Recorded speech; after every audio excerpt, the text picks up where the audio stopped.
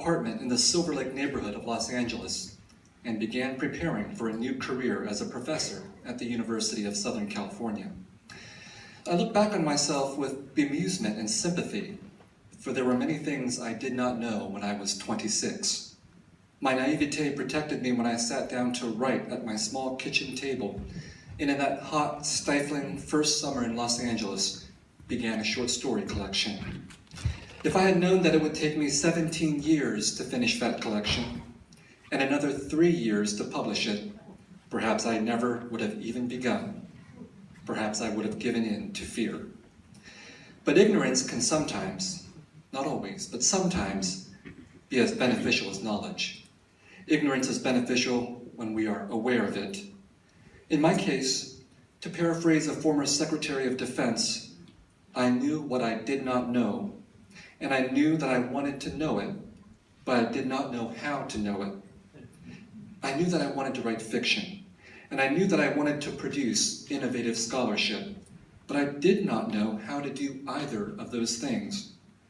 I also knew that universities did not reward ignorance or the confession of ignorance, and so I kept my ignorance to myself and pretended that I knew what I was doing. That successful act of fiction led to receiving tenure 6 years later. To receive tenure, I did what I knew how to do. I became an academic professional and wrote an academic book, which was what I was hired for as a scholar. In my naivete, I had told myself that once I wrote that book and achieved the freedom of tenure, I would write fiction. It would just take a couple of years to finish that short story collection, and then it would be sold and published and win prizes, and I would be famous. With such an attitude, I could hardly claim that becoming a writer was an act of courage or overcoming fear.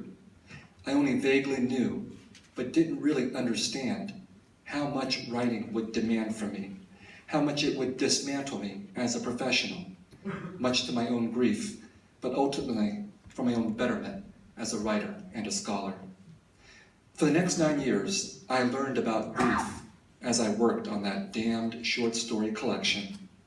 I did not know what I was doing, and what I also did not know, facing my computer screen and a white wall, slowly turning pale, was that I was becoming a writer.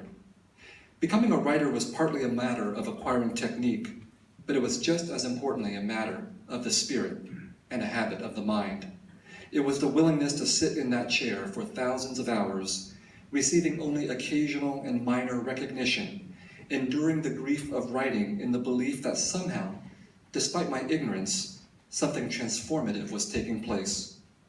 It was an act of faith, and faith would not be faith if it was not hard, if it was not a test, if it was not an act of willful ignorance, of believing in something that can neither be predicted nor proven by any scientific metric.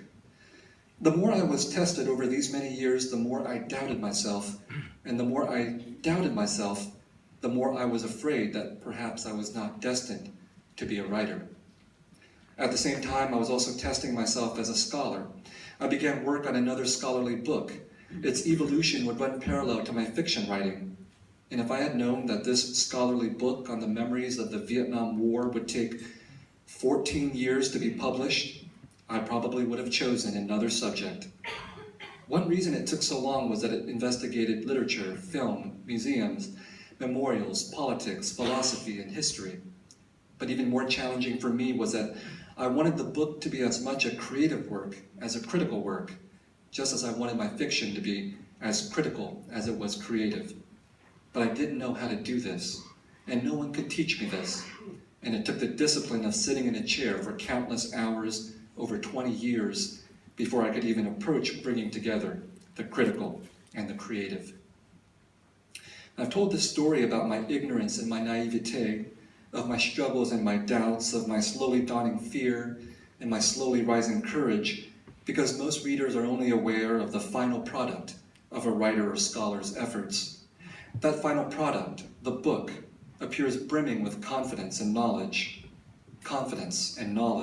and the metrics of evaluation and advancement that saturate our lives in schools, corporations, and bureaucracies obscure the mysterious, intuitive, and slow, sometimes very slow, ways in which art and scholarship often operate. At a time in which the demand for productivity and the measuring of outputs has increased in the university, indeed everywhere, it is important to acknowledge how much of what is crucial in the work that matters to us, no matter what our field, can neither be quantified nor accelerated. In my case, someone looking at me might see that I have published 3 books in the last 3 years and think that I am fast-paced and prolific, without realizing that it took 20 years of slow, very slow, thinking and arduous labor to produce those books. What is valuable about my worlds of the arts and humanities is that they create spaces for this type of slow thinking. And by this I mean that we value the arts and humanities not simply for the material possibilities and rewards they may bring, like a Pulitzer Prize. Rather, we should value the arts and humanities for their privileging of the mystery and intuition that makes moments of revelation and innovation possible. I think of the novelist Haruki Murakami, who compares writing a novel to digging a hole through deep rock to reach a source of water. To access mystery and intuition requires hard work and is a gamble, for there's no guarantee that we will find that source of water. We need universities and governments to invest in the arts and humanities so that we can teach students about the importance of mystery and intuition, and the need to take a risk, to gamble on one's beliefs and values, to have the courage to pursue what seems impossible. And we need universities and governments to protect and to nurture the artist and the scholar, even if their work takes decades, even if the artist and the scholar are shrouded in obscurity while they carry out their labor, even if the gamble doesn't always pay off. Of course, my novel, The Sympathizer, is not obscure at the moment because of the Pulitzer Prize, but the novel might just as well not have gotten it, might as well have sunken into obscurity because it lacked a prize, even if nothing in the novel was any different for having gotten a prize. The novel's good fortune only changes how people look at the novel, not the novel itself. I think of all the other novels that might have won the prize, or all the novels that didn't win prizes in other years that could have or should have won prizes. Some of those unrecognized novels, as time will show, will be triumphant in literary history. The point is that prizes, and all that they symbolize in terms of our taste, our judgment, our vanity, and our prejudices, are ephemeral. What we are ignorant of in the present may be what the future will value. Knowledge of this kind of ignorance leads to humility, and also to the awareness that what may seem useless, because it is not rewarded and recognized, might one day be of the greatest usefulness. Although this kind of seemingly useless work happens in the sciences, the burden of uselessness falls with greater weight on the arts and humanities in a world that increasingly values usefulness.